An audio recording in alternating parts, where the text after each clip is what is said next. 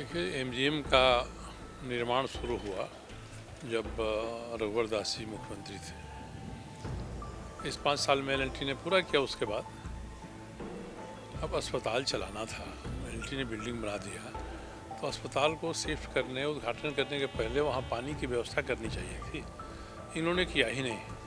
जिस दिन उद्घाटन हुआ एक टैंकर से पानी ला के रख दिया। उस वक्त कहा कि बोरिंग करेंगे। मैंने कहा कि बोरिंग फेल हो जाएगा, नहीं काम करेगा। आज स्थिति है कि पानी के बिना ऑपरेशन टल जा रहा है। मरीजों को जो दिक्कत बिना पानी के होगी, आप समझते हैं, हाथ धोने से लेके और उनके अटेंडेंट को बाथरूम जाने तक सब में दिक्कत हो रही है। तो ये इन्होंने किया नहीं, और अभी भी जिस तरह से वो कर रहे हैं 1 साल से कम समय नहीं लगेगा। अब नगर निगम 1,20,000 लीटर पानी रोज़ दे रहा है। गर्मी आएगी, उसको अपने नागरिकों को भी पानी देना है, उसमें से कटौती करके पानी दे रहा है।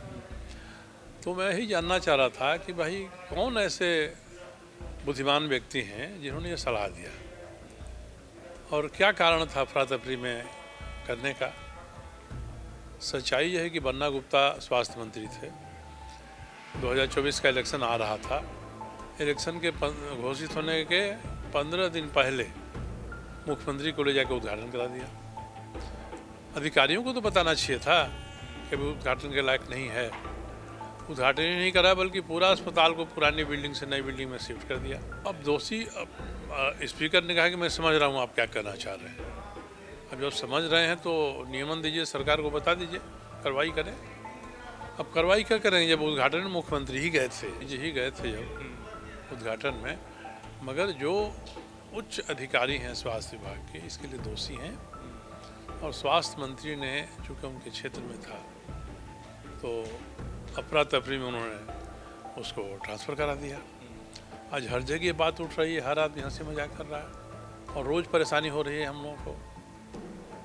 अब इसके लिए क्या कहा जा सकता है। ऐसा नहीं कि आपको बताया नहीं गया हो, समझा नहीं गया हो।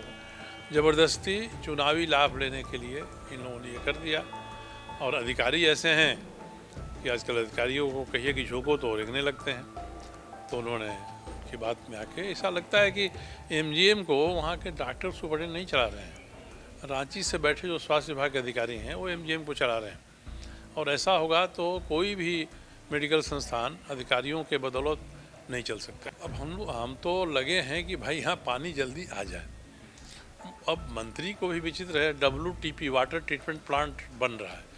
तो वाटर ट्रीटमेंट प्लांट तो जो पानी आएगा उसको साफ़ करता है ना, पानी थोड़ी पैदा करता हो। तो इस तरह का गुमराह करने वाला उत्तर आता है, तो इसके लिए तो सचिव और मंत्री ये दोनों ही जिम्मेदार हैं गुमराह करने वाले उत्तर के लिए। एमजीएम घूमिएगा, इतनी बढ़िया बिल्डिंग बनी है, इतना हॉस्पिटल अच्छा हो सकता था, किसी प्राइवेट हॉस्पिटल से अच्छा वहाँ है। और बिल्डिंग तो अस्पताल नहीं चलाएगी ना, व्यवस्था चलाएगी।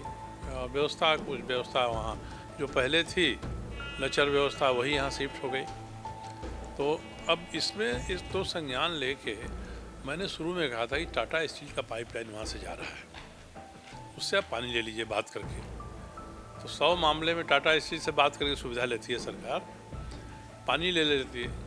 हमने भी कहा था कि जितना पानी आप लेते हैं, आप चांडिल डैम से डिमना लेक में उतना पानी डाल दीजिए, बगल से नहर जा रही है उसमें से।